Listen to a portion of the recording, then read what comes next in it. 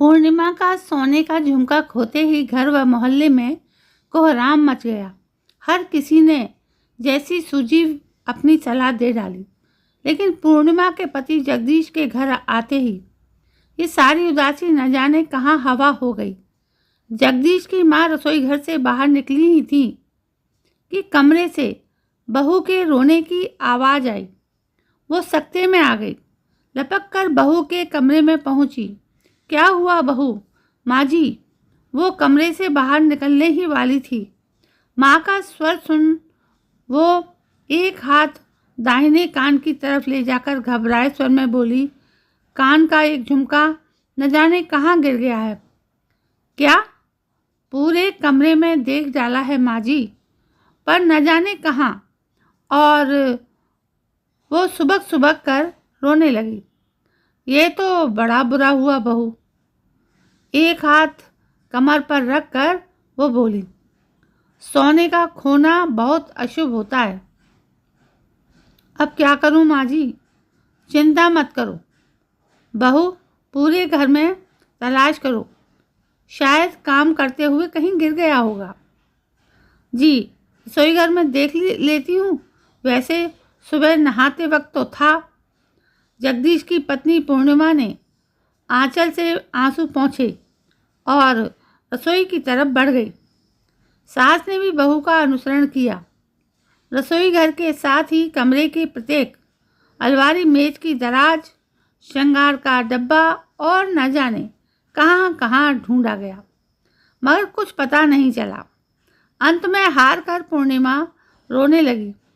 कितनी परेशानी मुसीबतों को झेलने के पश्चात जगदीश सोने के झुमके बनवा कर लाया था। तभी किसी ने बाहर से पुकारा। वो बंसी की माँ थी। शायद रोने धोने की आवाज़ सुनकर आई थी। जगदीश के पड़ोस में ही रहती थी।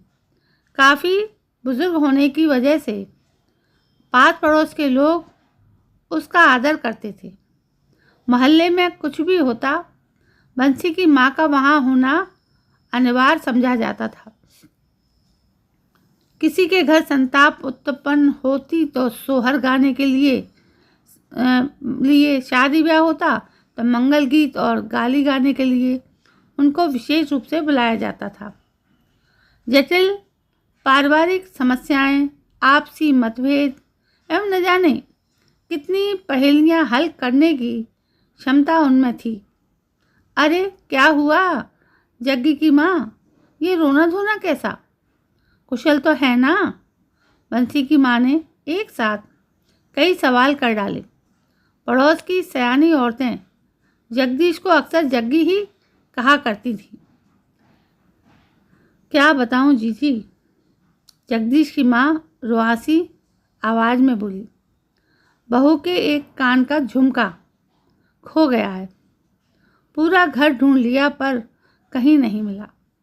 हाय राम। एक उंगली ठुड्डी पर रखकर बंसी की माँ बोली, सोने का खोना तो बहुत ही अशुभ है। बोलो जीजी क्या करूं? पूरे तोले भर का बनवाया था जगदीश ने। एक काम करो। जग्गी की माँ, बोलो जीजी। अपने पंडित दयाराम शास्त्री है ना, वो पोथी पत्र विचारने में बड़े निपुण हैं।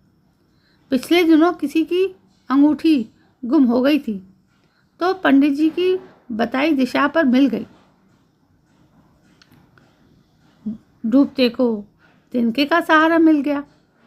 पूर्णिमा कातर दृष्टि से बंसी की माँ की तरफ देख कर बोली, उन्हें बुलवा दीजिए अम्मा जी। मैं आपका एहसान जिंदगी भर नहीं भूलूंगी। धैर्य रखो बहू, घबराने से काम नहीं चलेगा। बंसी की माँ ने हिम्मत बंधाते हुए कहा। बंसी की माँ ने आनन फानन में पंडित दयाराम शास्त्री के घर संदेश भिजवाया। कुछ समय बाद ही पंडित जी जगदीश के घर पहुंच गए। अब तक पड़ोस की कुछ औरतें और भी आ गईं। पूर्णिमा आंखों में आंसू लिए ये जानने के लिए उत्सुक थी कि देखें पंडित जी क्या बतलाते हैं। पूरी घटना जानने के बाद पंडित जी ने सरसरी निगाहों से सभी की तरफ देखा और अंत में उनकी नज़र पूर्णिमा पर केंद्रित हो गई, जो सिर झुकाए अपराधिन की भांति बैठी थी। बहू का राशिफल क्या है? कन्या राशि। ठीक है। पंडित जी ने अपने सिर को इधर उधर हिलाया और पंचांग के पृष्ठ पलटने लगे। आखिर एक पृष्ठ पर उनकी निगाहें स्थिर हो गईं। पृष्ठ पर बनी वर्गाकार आकृति के प्रत्येक वर्ग में उंगली फिसलने लगी। हे राम! पंडित जी बड़बड़ा उठे। घोर अनर्थ, अमंगल ही अमंगल।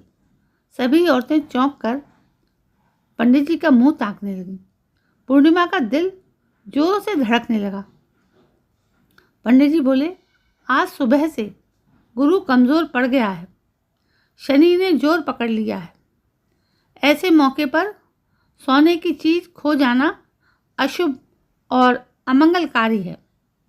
पूर्णिमा रो पड़ी। जगदीश की माँ व्याकुल होकर बंशी की माँ से बोली, हाँ जीजी, अब क्या करूं? मुझसे बहू का दुख देखा नहीं जाता।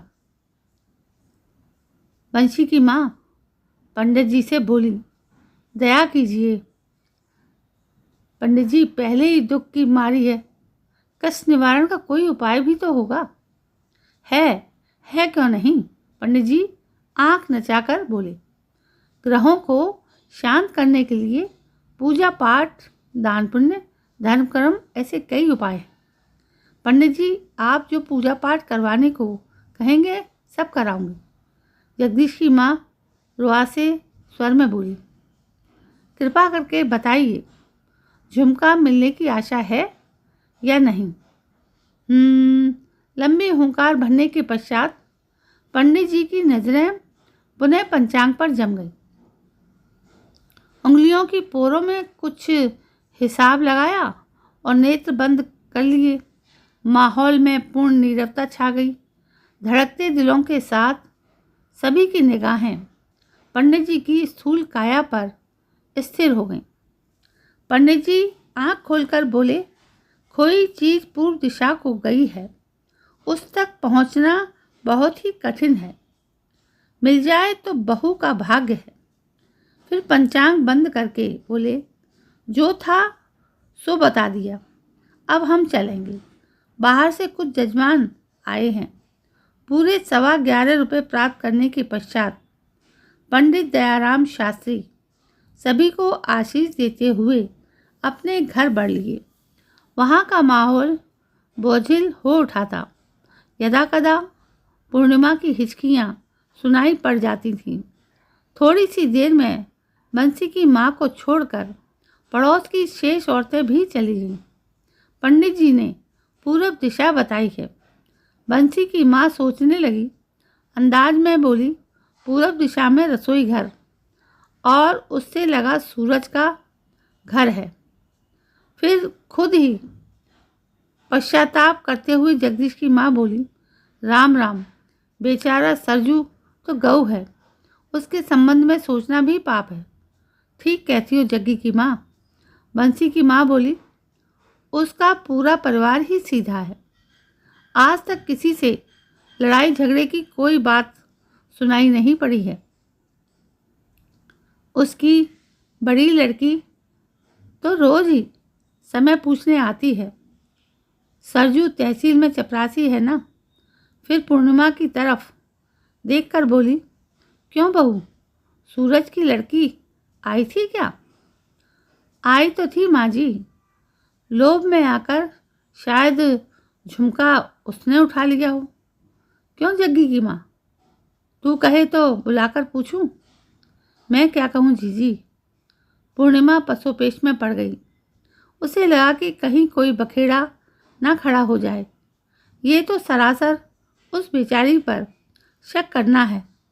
वो बात के रुख को बदलने के लिए बोली, क्यों माँ जी, रसोई घर में फिर से क्यों ना देख लिया जाए। इतना कहकर पूर्णिमा रसोई घर की तरफ बढ़ गई। दोनों ने उसका अनुसरण किया। तीनों ने मिलकर ढूंढना शुरू किया। अचानक बंसी की माँ को एक गड्ढा दिखा जो संभवतः चूहे का बिल था। क्यों जग्गी की माँ, कहीं ऐसा तो नहीं कि चूहे खाने की चीज़ समझकर? बोलते बोलते बंसी की माँ छिटक कर दूर जा खड़ी हुई, क्योंकि उसी वक्त पतीली के पीछे छिपा एक चूहा बिल के अंदर समा गया था। बात तो सही है जीजी, चूहों के मारे नाक में दम है। एक बार मेरा ब्लाउज बिल के अंदर पड़ा मिला। कमबख्तों ने ऐसा कुतरा जैसे महीनों के भूखे रहे हों।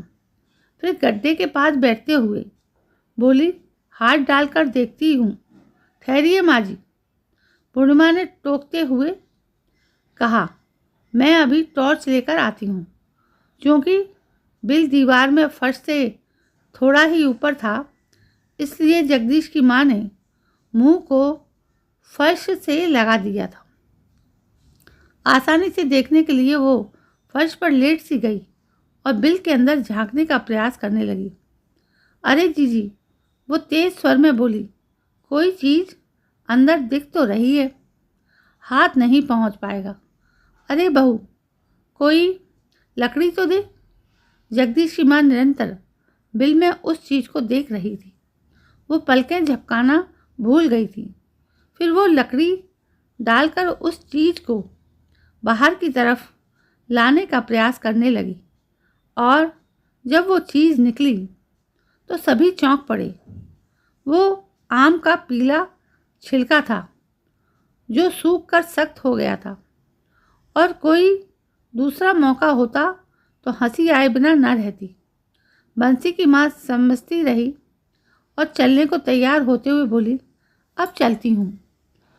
मिल जाए तो मुझे खबर कर देना, वरना सारी रात सो नहीं पाऊंगी। बंसी की माँ के जाते ही पूर्णिमा फपक फपक कर रो पड़ी। रो मत बहू, मैं जगदीश को समझा दूंगी। नहीं माँ जी, आप उनसे कुछ मत कहिएगा। मौका आने पर मैं उन्हें सब कुछ बता दूंगी। शाम को जगदीश घर लौटा तो बहुत खुश था। खुशी का कारण जानने के लिए उसकी माँ ने पूछा, क्या बात है बेटा, आज बहुत खुश हो? खुशी की बात ही है माँ। जगदीश पूर्णिमा की तरफ देखते हुए बोला, पूर्णिमा के बड़े भैया के 4 लड़कियों के बाद लड़का हुआ है। खुशी तो पूर्णिमा को भी हुई, मगर प्रकट करने में वो पूर्णतः असफल रही। कपड़े बदलने के बाद जगदीश हाथ मुंह धोने चला गया और जाते जाते कह गया, पूर्णिमा, मेरी पैंट की जेब में तुम्हारे भैया का पत्र है, पढ़ लेना। पूर्णिमा ने भारी मन लिए पैंट की जेब में हाथ डाल दिया और पत्र निकाला। पत्र के साथ ही कोई चीज़ खुद से जमीन पर गिर पड़ी। पूर्णिमा ने नीचे देखा तो मुंह से चीख निकल गई। हर्ष से चीखते हुए बोली, माँ जी, ये रहा मेरा खोया हुआ सोने का झुमका। सच मिल गया झुमका।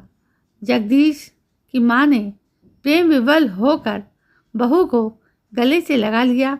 उसी वक्त कमरे में जगदीश आ गया। दिन भर की कहानी सुनते सुनते वो हंसकर बिस्तर पर लेट गया, और जब कुछ हंसी थमी तो बोला, दफ्तर जाते वक्त मुझे कमरे में पड़ा मिला था, मैं पैंट की जेब में रखकर ले गया। सोचा था लौट कर थोड़ा डांटूंगा, लेकिन यहाँ तो। और वो पुनः खिलखिलाकर हंस पड़ा। पूर्णिमा भी हंसे बिना ना रही।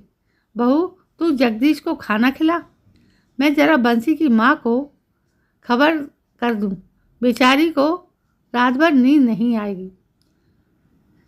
जगदीश की माँ लपक कर कमरे से बाहर निकल गई। तो दोस्तों, देखा कैसी थी ये कहानी, लेकिन इस कहानी में जो चीज़ निखर के आई थी वो थी एक अंधविश्वास। यानी पंडित की बात पर विश्वास करना, और पंडित ने जो कुछ भी बताया उसके बाद डर जाना, ये सब आजकल के परिवारों में होता है, और ये सच्चाई है। दोस्तों, यदि आपको ये कहानी पसंद आई हो तो प्लीज़ मेरे चैनल को सब्सक्राइब करना ना भूलें। यदि आप मेरे चैनल पर पहली बार आए हैं तो एक कमेंट ज़रूर करें कि आप कहाँ से हैं। दोस्तों, कल मैं फिर हाजिर होती हूँ। तब तक के लिए जय हिंद, वंदे मातरम।